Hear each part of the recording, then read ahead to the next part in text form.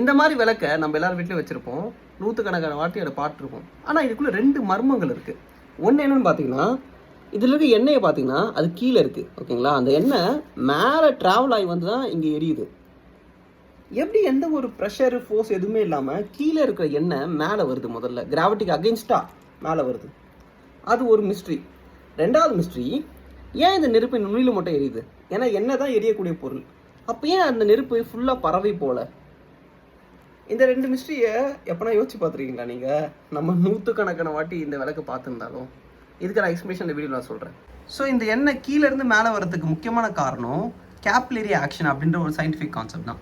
So இப்போ இந்த திரின்றது வந்து ஒரு காட்டனால் உருவான ஒரு திரி, ஓகேங்களா? நூலால் உருவாயிருக்கு. அந்த நூலில் எக்கச்சக்க ஜூம் பண்ணி பார்த்தோம்னா நிறைய சின்ன சின்ன ஹோல்ஸ்லாம் இருக்கும், ஓகேங்களா? இந்த மாதிரி ரொம்ப சின்ன ஹோல்ஸில் தண்ணி கான்டாக்டில் வந்தால் அந்த ஹோல்ஸ்க்குள்ளே அந்த தண்ணி வந்து ஏறும் அப்படின்றது தான் கேப்லரி ஆக்ஷனோட பேசிக் பிரின்சிபிள். ஸோ அந்த திரியோடைய ஒரு எண்டில் வந்துட்டு எண்ணெய் கான்டாக்டில் இருக்குது. அங்கே இருக்க எண்ணெய் அந்த திரியோடைய ஹோல்ஸ்குள்ளெல்லாம் உள்ளே நுழைஞ்சி திரி வழியாக ட்ராவல் ஆகி இங்கே டிப்புக்கு வருது. ஸோ அது மூலமாக தான் வந்து கீழே இருக்க எண்ணெய் மேலே மூவ் ஆகி வருது. ஸோ கேப்லரி ஆக்ஷன்ற சயின்ஸ் கான்செப்ட் அதை எக்ஸ்பிளைன் பண்ணுது. ஆனால் ஏன் நெருப்பு வந்து முனையில் மட்டும் எரியுது, ஏன் அதை ஃபுல்லாக பரவ மாட்டேங்குது?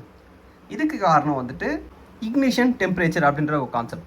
ஸோ ஒரு பொருள் வந்து எரிய ஆரம்பிக்கணும் அப்படின்னா அந்த பொருளுக்கு ஏற்ற இக்னிஷன் டெம்பரேச்சர் அதை அடைஞ்சால் மட்டும்தான் எரிய ஆரம்பிக்கும்.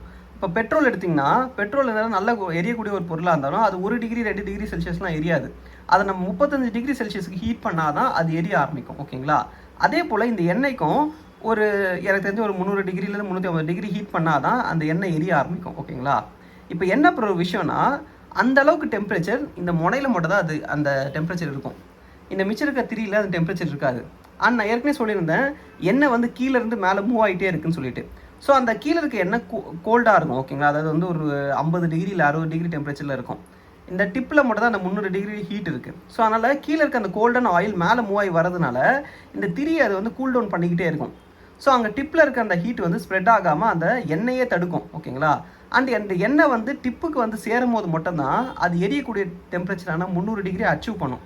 ஸோ அதனால் அது டிப்பில் மட்டும் எரியும், மிச்சம் இருக்க அந்த திரியை வந்து எரிய விடாமல் பார்த்துக்கும். ஸோ அந்த மூவ் ஆகிற அந்த எண்ணெயே திரியை எரிய விடாமல் பார்த்துக்குது, டிப்பில் மட்டும் அது எரிஞ்சு நம்மளுக்கு லைட்டையும் தருது.